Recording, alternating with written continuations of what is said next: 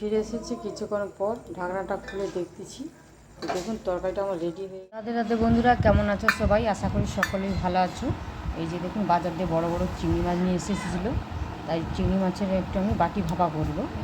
তো চিংড়ি মাছের বাটি ভাপা বানানোর জন্য যে বাটিটার মধ্যে আমি ভাপাটা বানাবো, সেই বাটির মধ্যে আমি চিংড়ি মাছটা পুরো একদম খোলা ছাড়িয়ে পরিষ্কার করে ধুয়ে নিয়েছি।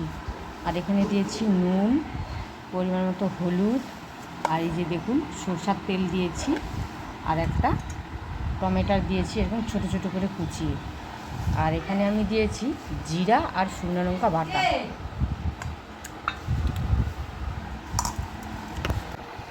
তো এটা আমার মাখানা রেডি হয়ে গেছে। এটা আমি রেস্টের জন্য 15 মিনিটের জন্য রেখে দিচ্ছিলাম।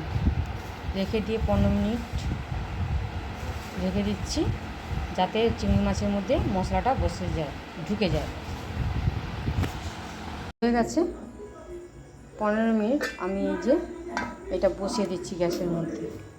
এখানে গ্যাসটা জ্বেলে দিয়েছি, গ্যাসটার মধ্যে বসিয়ে দিয়েছি। এখানে দিয়ে দিচ্ছি দুটো চেরা কাঁচা লঙ্কা, আর অল্প করে একটু বাটি ধোয়া জল দিয়ে দিচ্ছি। তো এইখানে আমি আর একটু অল্প করে সরষার তেল দিয়ে দিচ্ছি। ভাপা মানে একটু সরষার তেল দিলে বেশ ভালোই লাগবে। দিয়ে এবারে আমি ঢাকনা দিয়ে রান্না হতে দেবো কিছুক্ষণ। ফিরে আসছি কিছুক্ষণ পর। এসেছি কিছুক্ষণ পর, ঢাকনাটা খুলে দেখতেছি। দেখুন তরকারিটা আমার রেডি হয়ে গেছে। আমি এবারে নামিয়ে নেব তরকারিটা। তো নামানোর আগে আপনাদের কাছে যদি ধনেপাতা থাকে তাহলে আপনারা একটু ধনেপাতা দিয়ে দিতে পারেন। আমার কাছে হাতের কাছে ধনেপাতাটা নেই, তাই আমি এমনিই নামিয়ে দিচ্ছি। তো এটা তো নামিয়ে নিয়েছি, এবার গরম ভাতের সাথে পরিবেশন করব। গরম ভাতের সঙ্গে যদি এরকমই একটা রেসিপি থাকে তাহলে আর কোনো কথা নেই, এই দিয়ে এক থালা ভাত খাওয়া হয়ে যাবে।